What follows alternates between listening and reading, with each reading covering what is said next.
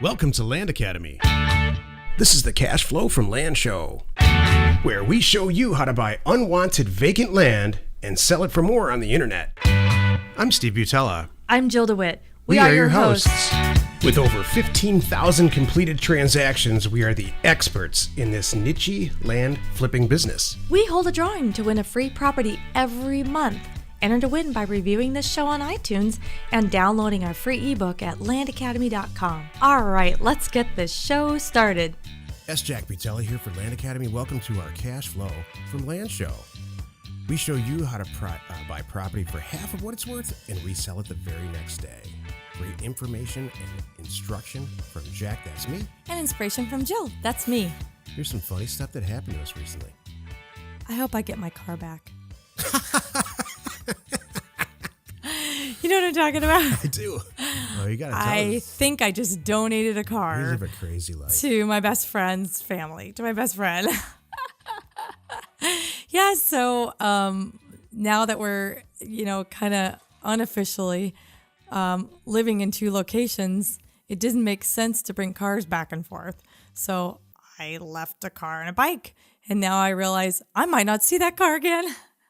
Jill was all worried about where we're going to park the car and stuff. And so she told her girlfriend, hey, do you have any ideas about this? And her girlfriend said, heck yes, I have some serious ideas about where you can leave a sports car convertible for a month. Exactly. You know what's really funny? My car now took the prime spot in her garage, and there's other cars on the street. I thought, this is awesome. Kick the husband stuff out. Totally. That's awesome. Yep. I hope she's having a blast. I think We're going to be she back there in a is. month anyway. Oh, yeah. It's all good. Oh, good. Hey, in this episode, Jill and I talk about flipping houses. This is episode 2 of 3 in this little series. How to use county data to send offers. Oh, imagine that. We're going to talk about sending offers out using county-driven data. Great show today, Jill. Before we start, let's take a question posted by one of our members on successplant.com, our free online community. Prescia from Columbus wrote, I know a guy in my hometown who buys properties, fixes them, and sells them. He makes bank. How does he not have business cards or a website? How does he do this? Oh, I love it. Oh, this is a great question. I think there's a lot of people out there like that. Which I do is too. Funny. I know several people just like this that do not own a computer. Uh-huh. Go ahead, Jill. I want to hear your answer to this. This is a great question, by the way. He's got the right people in his cell phone, and that's really kind of what he does. Like us. I mean, we work with a number of people just like this, and they don't have to have a website or business cards because we do. Right, we do. That's we find answer. the deals, we hand them to them. That's right, Jill. Thank you. And they take it and run. Well, and the beauty of it is they know us so well, it's almost like we don't even talk about them. We did that for a long time, with land, and we also do it with houses where there's really no discussing it. If they like that area, they know we killed it, got a great price, and they're going to do even better. Yeah, here's how it works. We utilize county data. That's really what this show's about. Yeah. We utilize data properly. We send a ton of offers out. And then the people who are interested in having their houses purchased quickly for cash call us back and we buy them. And we call the guy who doesn't have any business cards and doesn't have a website, and because we have an established relationship with him now, and it's incredibly easy for new people to establish relationships too. Mm-hmm. And he takes the property over, fixes it, and flips it. And on the back end, we don't even know what happens. There's a lot of times with several people in our database here that do this, I don't even ever go see the asset. I look at it on Google Earth and that's it. And then they go and go take a look at it, and they either say yes or no. And one guy in particular, my favorite, he goes and sees the asset and he either buys it himself if it works for his business model, or he calls his hard money lender guys or all the people that he knows in the industry and says, look, hey, Jack, or whoever it is, this thing doesn't work for me, but it looks like something that you have done in the past that worked for you well. And here's the price. Here's the amount that my guy's marking it up. That's Jill and me. And then I need to make just a little bit of money too because I don't want to waste my time. Usually, Jill and I make $10,000 If the other guy wholesales it on top of that, it's about 5. So you're only marking up an asset, maybe $15,000, which everybody can swallow pretty easily. And then that guy cleans it all up and makes a ton of money. He's usually a real estate agent on top of being a flipper, or he has a real estate agent, and he just doesn't need to talk to anybody. Mm-hmm. He really doesn't. Maybe he's a contractor. A lot of times they're contractors. Mm-hmm.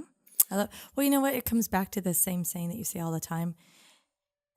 No one is going to hang up the phone on you if you're calling them saying, I have this incredible acquisition. I don't have the cash right now. We cannot let this go to waste.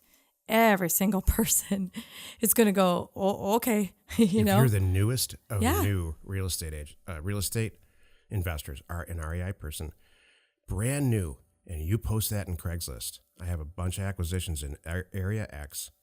I just don't have the money. I'm brand new, and I don't want these to go to waste. Watch your phone ring. Exactly. It's perfect. Thank you. Hey, if you have any questions or you want to be on the show, call 800-725-8816. We'd love to have you, especially if you're a funny person. Today's topic, flip houses.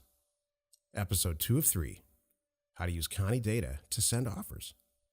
This is the meat of the show. What does that mean, Stephen? The meat of the show? No. Oh. The meat of the show. Hey, by the way, where did that come from? Do you have any idea? I don't. Oh, okay. I should look it up. I am curious. It's like kind of like it's the meat of the sandwich or meat of the hamburger. You know, the other stuff's kind of fun and funny, but hey, this is the meat. This is the business end of this. Got it. I mean, I know, but I'm just curious. Like, where did that saying come from? You know, that's a funny topic, but we'll save that. You come up with good things. This is the time, if you have a pen and paper, to take it out. And it's only going to take about, the meat of this show is very brief. There are exactly 3 places you can find data in the universe of data to send offers out to people.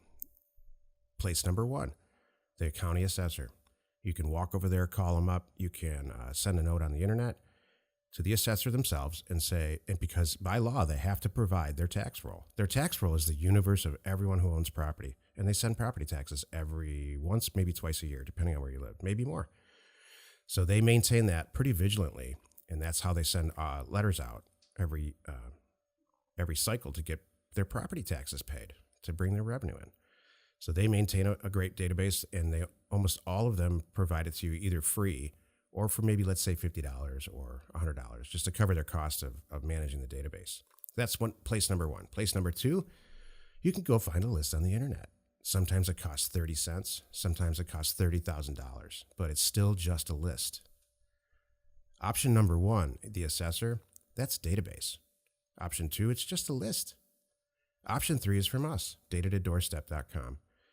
We have spent decades making sure that we are using the single best database available. Our database, it consists of 99% of all of those assessors' databases. So you can go to the 3,000 plus, 4,000, almost 4,000 counties in the country and ask for the assessor's data $50 at a time. And you're going to get it in all different formats. Sometimes it's printed out in a green bar sheet like you're in 3rd grade. Or you can... I'm laughing. I'm like, how long would this take? Purchase our product on a subscription basis and have access to that stuff immediately. So you either, no matter where you choose, don't choose number 2. I don't care how cheap it is or how tempting it is. It's just an old printout. It's an old list of somebody that accessed a database some time ago, and they're just reselling it. They're hawking it, and it's like a medicine show. It's not good. It's not a good thing. The assessor's data, that's the real thing, but it's going to be in a format where you need, most of us would need a PhD to deal with it. What you want is consistent, fresh database access to people who own property and then all the other associated statistics with it. That's how you make an intelligent offer. You don't make a $4,000 offer on a house that's assessed for $720 million. You're wasting a 50-cent stamp. So in the end, you need to get great county data that's maintained by professionals like us who have been in this business for decades, and who show you, provide you the information and the education and hopefully a little bit of entertainment here too on how to use it and why it can be so profitable. That was about 2 minutes. That was good. What was I supposed to write down? What you were supposed to write down is this. There's 3 places to get data. The county assessor, a silly little list on the internet, and us. Mm-hmm. And we have taken all the headaches out of getting the best data on the planet to send offers out. You know, one of the things I love about it too, and I hear our members saying all the time, is it's so nice because the way our data is delivered, it's one consistent format, regardless of the county. Whether it's on Florida or California, it's delivered the same way. So you could be doing things literally all over the country in the same manner. You know, it's really easy to do the mailers. You don't have to change gears and, you know, whatever. It's there. So yeah, if you don't have the associated records, I mean, the thick of it is this. If you buy a list and you find out who owns that house over there and you send them a letter, you're wasting your time. If you access a database and you tell yourself, and you know, and you're armed with all this information long before you even get the data, that you're going to find out who owns all these houses over here in this area because you've chosen it for a reason, because you're educated. We educated you.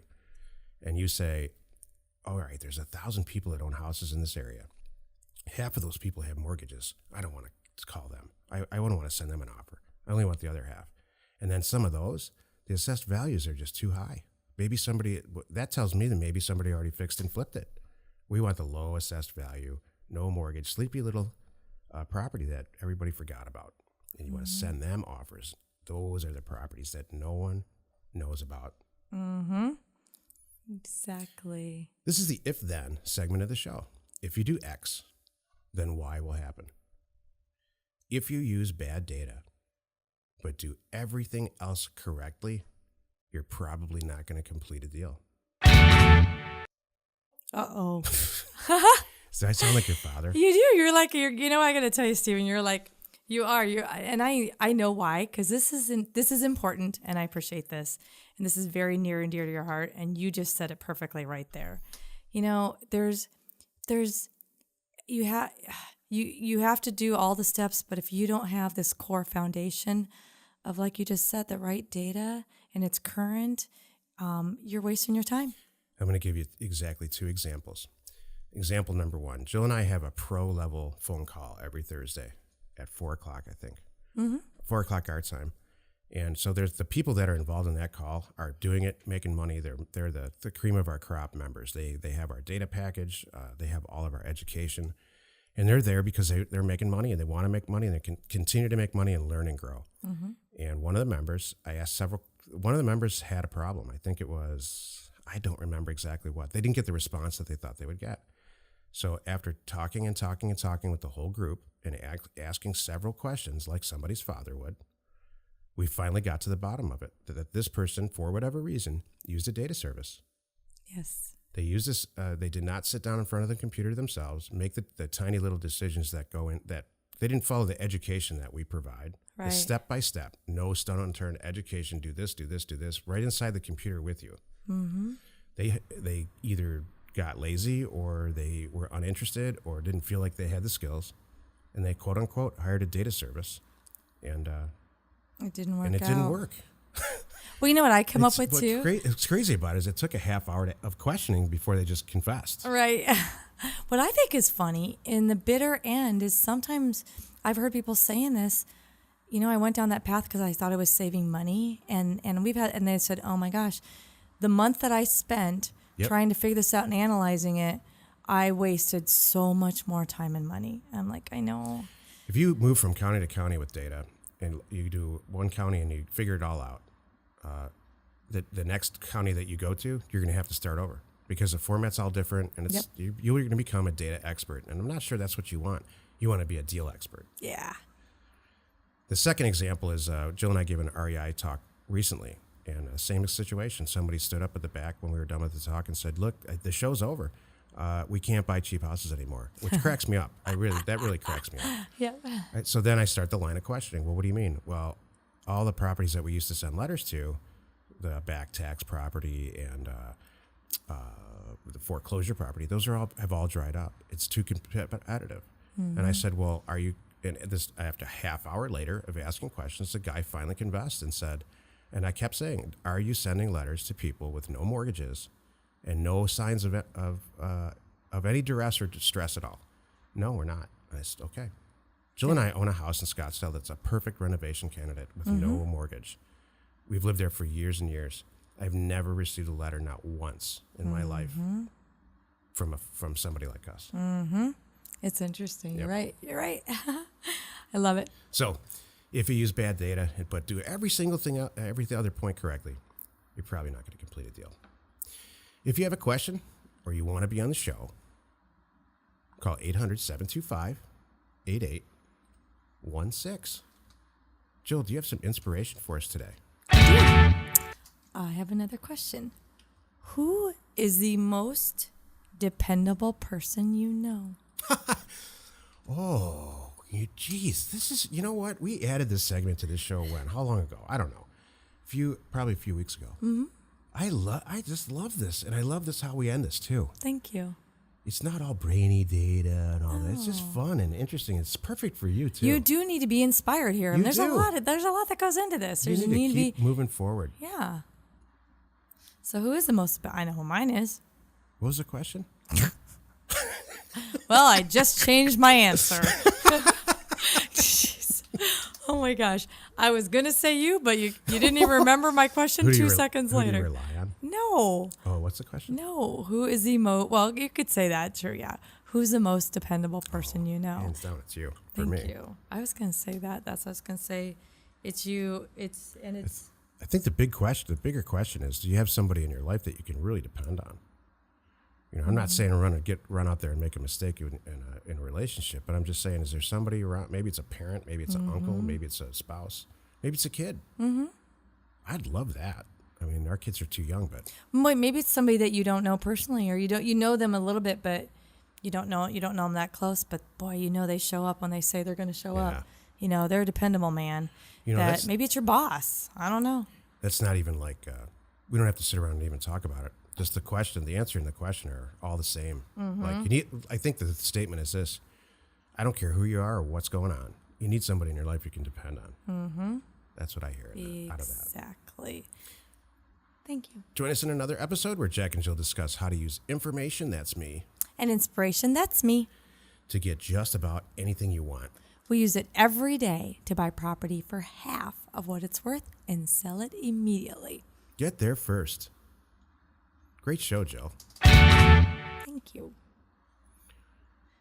I love so you were kind of all business. I know, because data is so important. I know. You know, and I had to do the show.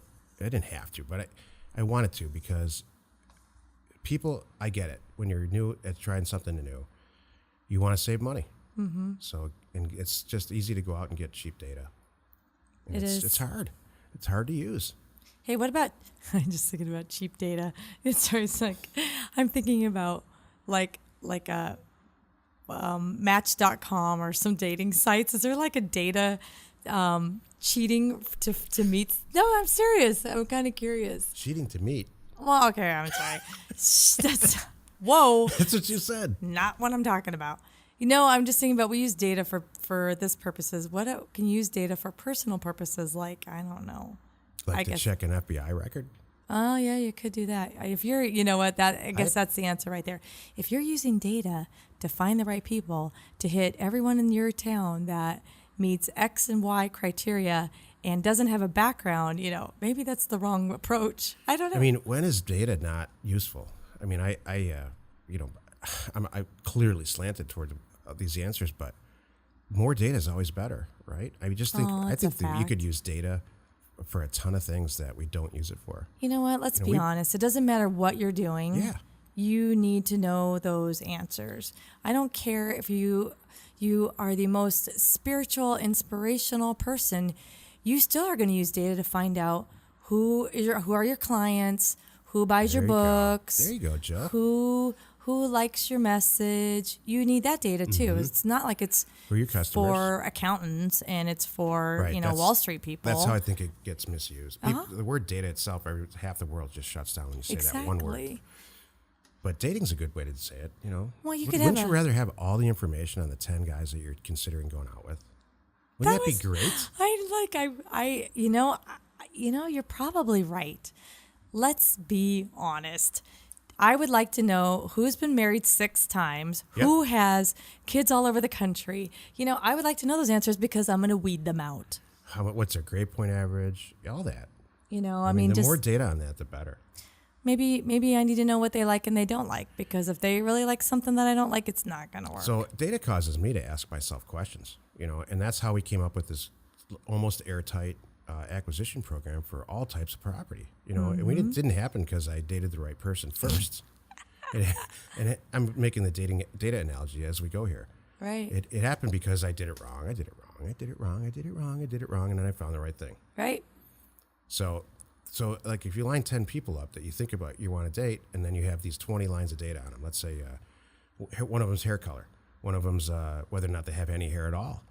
One of them's grade point average. I'm throwing crazy stuff out. No, one of them's... What that causes me to ask myself is, you know what? I'm 40 plus years old here. Does their grade point average in high school really matter? No, I'm going to take that off the list. I don't even need to look at it. Just like picking houses. Right. Does the fact that it has a pool really matter to me or not? Yeah, it kind of does. I'm going to keep it on the list. Mm-hmm. Does the last sales price matter? Yeah, it kind of does. Does the assessed value matter? Yeah, it does. Mm-hmm. Does the paint color matter? Nope. And on and on. Good stuff. All the blondes are going to come off right away. There's no blonde girls. Yeah, no blonde for you, too. If accumulated tertiary debt's over $35,000, that's a deal killer for me. How about you, Jill? You guys have some. This is fun. Oh my gosh. What are your deal killing issues for men? Too many divorces. There's a flag. Kids all over the country. There's a flag. Those are deal killing issues, not even flags. Yeah, no. You know what? And honestly, if you're showing all the signs that you are in or have not yet had your midlife crisis, there's a flag. Flag. I like deal killing issue better. You call it a deal killing issue. I call it a red flag. That's all. That's it? That's it. I'm not going to. We're good. Well, I have a lot more to say. Okay, I'll tell you later. Let's go buy something for half price today and resell it. Jack and Jill, information and inspiration. We hold a drawing to win a free property every month. Enter to win by reviewing this show on iTunes and downloading our free ebook at landacademy.com. If you want to get involved or you need more information about our profitable, niche real estate operation, call 480-467-0359. You just might get Jill at the other end of the line. landacademy.com. You are not alone in your real estate ambition.